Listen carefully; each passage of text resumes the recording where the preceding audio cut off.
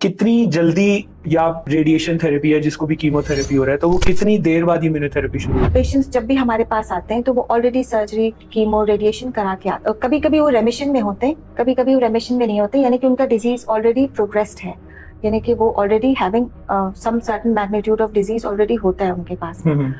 ये डिपेंड करता है पेशेंट की चॉइस पर भी, और फिर हमारी जो टीम ऑफ डॉक्टर्स है वो डिटरमिन करता है कि हम इनको किस स्टेज पर ट्रीटमेंट दें। तो कभी कभी जहाँ पर डिजीज लोड मैनेज नहीं हो सकता, क्योंकि सबके लिए सर्जरी पॉसिबल नहीं होती है, कीमो भी इफेक्टिव नहीं हुई, मान लीजिए ड्रग रेजिस्टेंस हो गया, ऐसी सिचुएशन में हम ट्रीटमेंट दे देते हैं उनको, इम्यूनोथेरेपी एडवाइस करते हैं ताकि उनका एक पैलिएटिव कंट्रोल हो जाए।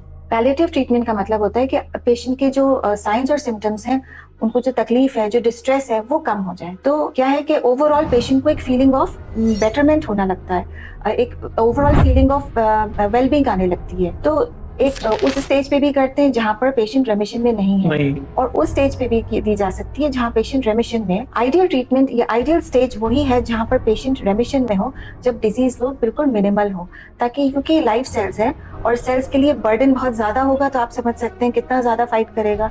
तो जब छोटा टारगेट होता है तो उसको अचीव करना आसान होता है, एज अपोज टू जब टारगेट बहुत बड़ा हो। तो मिनिमल रेसिडुअल डिजीज हो, उस वक्त हमको immunotherapy cell based, yes we should start.